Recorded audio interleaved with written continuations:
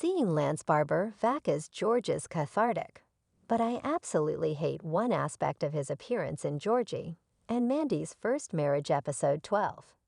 Despite being long established in the Big Bang Theory canon, Chuck Lorre and his team of writers did a great job executing George's death in young Sheldon in a way that was still very emotional. While everyone had been expecting his demise, it still came as a shock, leading to what is arguably one of the best episodes in the franchise. Funeral was both funny and sad, as Sheldon and the rest of the cast said their goodbyes to George. So when I learned that Georgie and Mandy's first marriage season one was bringing back George this early, I worried that it would cheapen the send-off for the Cooper patriarch. I had always expected that it was only a matter of time before Barber was brought back, primarily because of how beloved he was. But I didn't think that it would be this soon. As I learned about the plan for Typhoid Georgie, however, I gradually became open to the idea. And ultimately, Georgie and Mandy's first marriage handled Barber's return well. Except for one detail that I totally hate. George's Georgie and Mandy's first marriage's return scene explained. Georgie dreams of his father. Because George already died before the young Sheldon finale, Lorre and his team had to come up with a creative way to bring back the character. Barber is on the record about being open to reprising the role, especially how beloved the character is.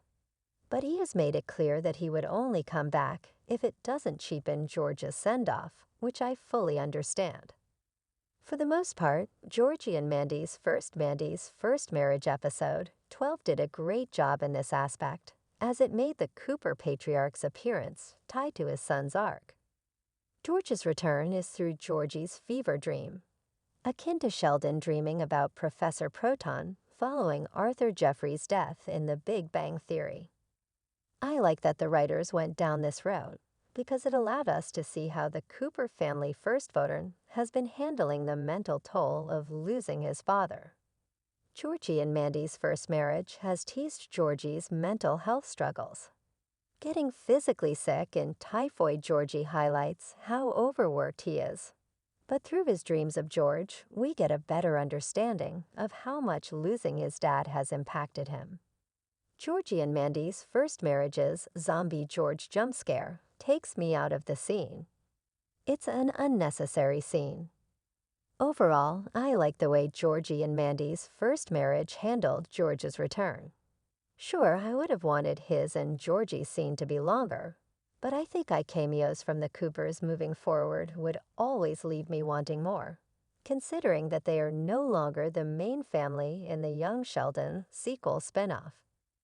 That being said, there's one element of George's return that I absolutely despise: the zombie jump scare. Co-creator Steve Holland defended the creative choice via TV Line, saying that it was a great jolt to the audience. Read his quote below. Last, there was a lot of talk about that, and people were upset. I think even reading it, in a good way, they were like, no, I don't want to see him like that. But we thought it would be a nice sort of surprise and a shock for the audience, and it was. I think Lance also loved actually getting the chance to be in full makeup. From the sound of it, Zombie Georgie was also divisive on people who were involved in making Georgie and Mandy's first marriage episode 12. Holland didn't reveal what prompted them to eventually move forward with it, but he seemed to be in favor of the jump scare.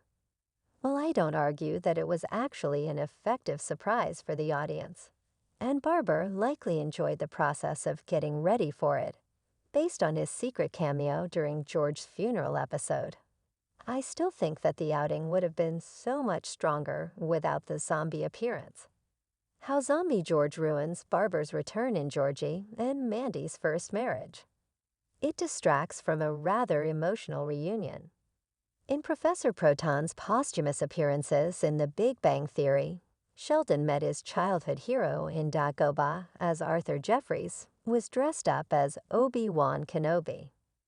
The scene was obviously separated from the socially inept genius grief over the loss of someone he adored.